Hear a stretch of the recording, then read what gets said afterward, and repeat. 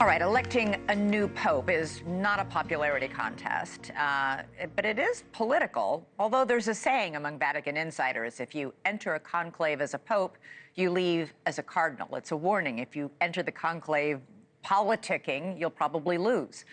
Now, any baptized Catholic man is eligible to be pope, but in reality, only cardinals have been selected to lead the Catholic Church since the year 1378. 138 voting members of the College of Cardinals will gather in secret under Michelangelo's Sistine Chapel ceiling in the next couple of weeks to choose a new pope. There are several front-runners. All of these cardinals hold high-level positions in the Catholic Church.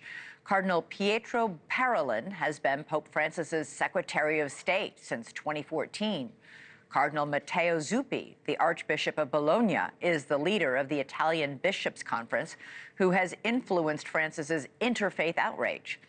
But there's another cardinal who's been floated as Francis's successor, and he is an American. Cardinal Joseph Tobin is the Archbishop of Newark, New Jersey. He was first appointed Archbishop of Indianapolis in 2012 by Pope Benedict, and 4 years later, his friend Pope Francis named him to the College of Cardinals before installing him as Archbishop of Newark in 2017. Tobin is 72 years old. He grew up in an Irish Catholic working-class home in Detroit. He's an outspoken advocate for immigrants. Outside of the church, Tobin is known to be a gym rat, lifting weights and running on an elliptical machine early in the morning. For more on Cardinal Tobin, we're joined now by Colleen Dule. She's the co-host of Inside the Vatican and associate editor of America, a monthly Catholic magazine. Colleen, great to have you here. So do you think Tobin has a shot at this? I'd be really surprised if the Cardinals elect an American. I think that, yeah, it's just something that is seen.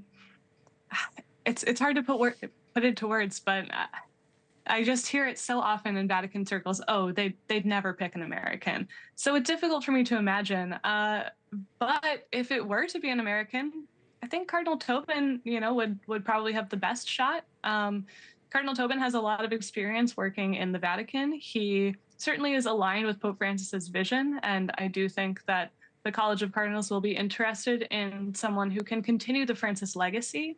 At the same time, they want somebody who is a good administrator, and Cardinal Tobin has proven himself in that way as the superior general of his religious order, the Redemptorists. I, as a journalist, I guess, would be happy with a Cardinal Tobin papacy because he's certainly always been easy to talk to, very accessible.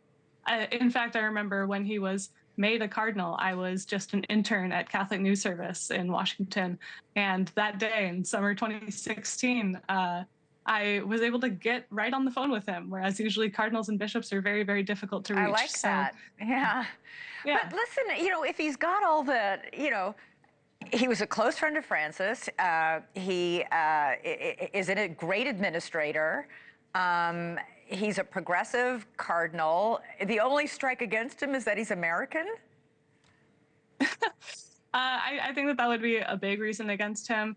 Look, in the coming days, everyone's past will be highly scrutinized. Tobin certainly has had his own mess-ups. I remember when he once tweeted nighty-night baby to someone and said, oh, oops, I meant that I was writing it to my sister. It was supposed to be a text message, but it kind of raised some eyebrows. That's a little weird. Okay. Yeah, exactly.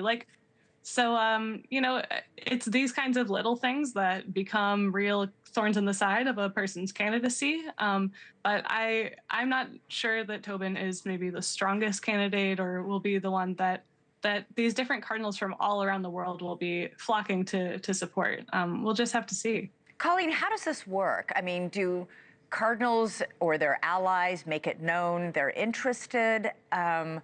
They say it's not, a popularity contest, but come on, there's real politicking behind the scenes, maybe subtly, that goes on in this selection process.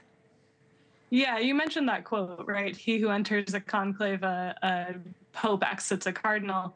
There is a real taboo against campaigning for yourself. So the way that this ordinarily plays out is that you'll have groups of cardinals who are advocating for maybe a friend of theirs. And oftentimes when the votes are starting to come out and when there appears to be support behind someone, then the cardinals will start asking each other, asking people who know the person who is emerging as a leader, okay, what exactly is this person like? Are there any stains in his past that we should know about?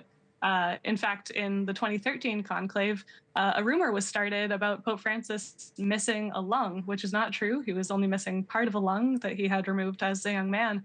But that was started as a rumor to say, oh, well, he probably won't He's last not very fit long as enough. Pope. Yeah. Thanks so much for watching. Go to joinnn.com to find NewsNation on your television provider. And don't forget to click the red subscribe button below to get more of NewsNation's fact-driven, unbiased coverage.